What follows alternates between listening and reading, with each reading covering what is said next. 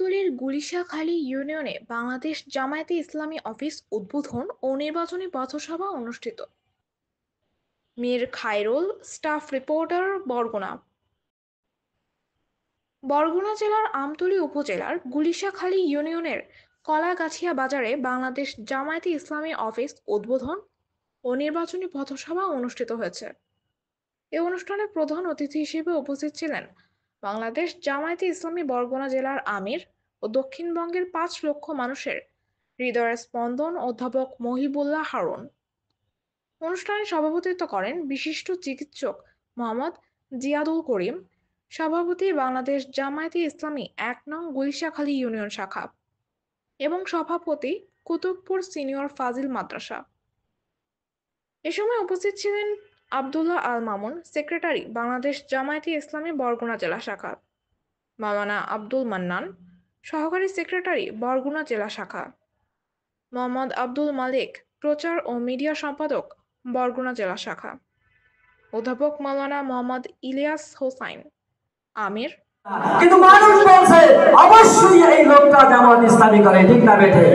প্রিয় ভাইরা, তাহলে জামাত ইসলামী আজকের মানুষের মাঝে এই আস্থা সৃষ্টি করতে সক্ষম হয়েছে।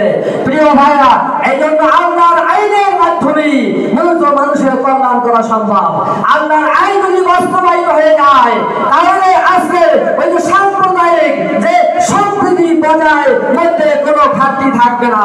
আজকের যা সাম্প্রদায়িক সম্প্রীতির যারা ভয়কারী, ওই যে সাম্প্রদায়িক সবচেয়ে বেশি অস্বস্তির সৃষ্টি করছে এবং বিধর্মীদের উপরে তারাই নির্যাতন করছে, ঠিক না বেঠে?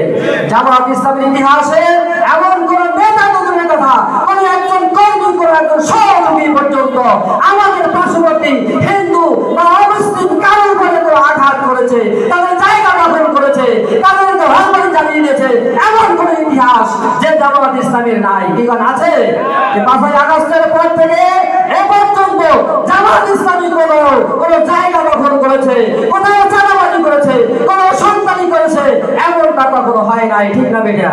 সুতরাং যদি আপনার আইন বাস্তবায়িত হয়, যেমন আকাশের সূর্য জাতি ধর্ম বর্ণ নির্বিশেষে এর আলো সবাই ভোগ করে, জমিনের সমস্ত ফসল সবাই সমানভাবে ভোগ করে, আল্লাহর দেওয়া সবচেয়ে বড় নিয়ামত যার নাম মানুষের জীবন, পানি, সেই পানি শুধু মুসলমান ভোগ করে না, জাতি ধর্ম বর্ণ হিন্দু মুসলিম বৌদ্ধ খ্রিস্টান ইহুদি সবাইকে সমানভাবে পরিমিতভাবে আমরা ভোগ করতে পারি, ঠিক না বেটে?